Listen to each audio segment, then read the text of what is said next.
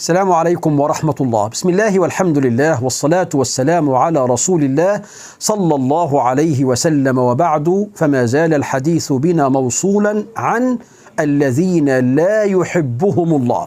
قلت إن الفوز بمحبة الله عز وجل هي أغلى الأماني عند جميع المرسلين والنبيين والمؤمنين، والعاقل ينال محبة الله بعمل ما أمر الله به وباجتناب ما نهى الله عنه. تعرف ما هي الصفات التي يحبها الله عز وجل وتجتهد في أن تكون فيك. تعرف ما هي الصفات التي يبغضها الله عز وجل وتبتعد عنها. الذين لا يحبهم الله تكلمنا ابتداء عن المعتدين. الصنف الثاني ممن يبغضهم الله ولا يحبهم هم الظالمون، وقد ورد ذكرهم في القرآن في 3 مرات بأن الله لا يحبهم.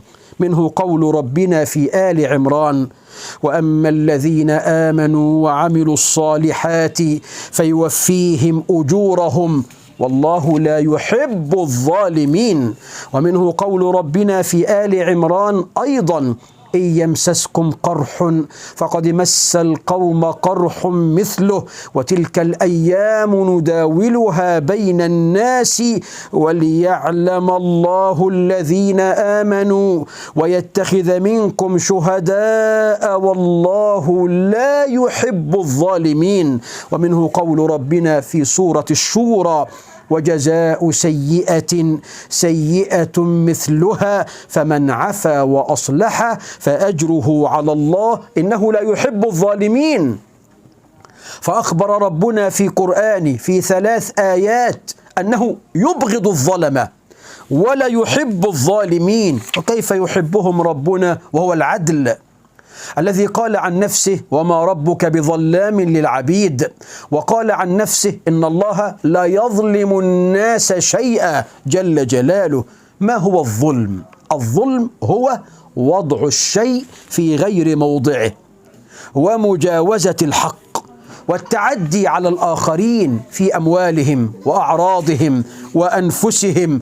والظلم ينقسم إلى عدة أقسام، 3 أقسام: ظلم فيما بين العبد وبين الله، وظلم فيما بين العبد وبين نفسه، وظلم فيما بين العبد وبين عباد الله الآخرين. فالظلم الأول هو الشرك الذي يتعلق بجانب الله عز وجل، وهو أظلم الظلم وأكبر الكبائر وأعظم الآثام، وهو الذنب الذي لا يغفر لمن مات عليه. الشرك ظلم.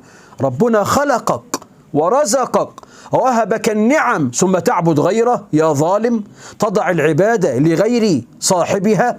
قال لقمان لولده: وإذ قال لقمان لابنه وهو يعظه: يا بني لا تشرك بالله إن الشرك لظلم عظيم. سورة لقمان. القسم الثاني ظلم العبد لنفسه بترك الواجبات والانغماس في المحرمات والإسراف في المباحات. هتهلك نفسك، تفعل الحرام وتتمرغ في الكبائر وتضيع الواجبات، يا ظالم لنفسه. هذا ظلم. الظلم الثالث ظلم الإنسان لغيره من عباد الله ومخلوقات الله. قال الإمام الذهبي: الظلم يكون بأكل أموال الناس وأخذها ظلمة، وظلم الناس بالضرب والشتم والتعدي والاستطالة على الضعفاء.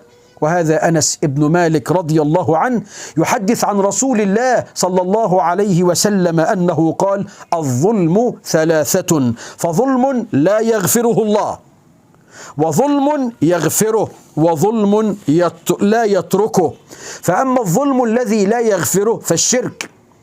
كل من مات على الشرك هذا ذنب لن يغفر، مصيره النار.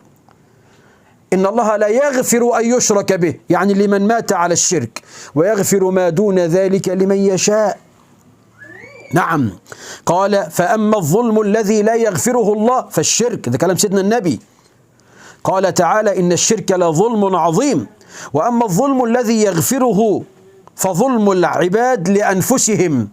أنا مفرط في واجبات وكذا وكذا، ثم تبت إلى الله، قبلني ربي، مت على الإسلام ولم أتب من هذه الذنوب قد يعفو ربنا عليك وعنك، وإذا دخلت النار بعدله لن تخلد فيها ما دمت قد مت على التوحيد. وأما الظلم الذي لا يتركه الله فظلم العباد لبعضهم البعض. الحديث حسنه الألباني في السلسلة الصحيحة.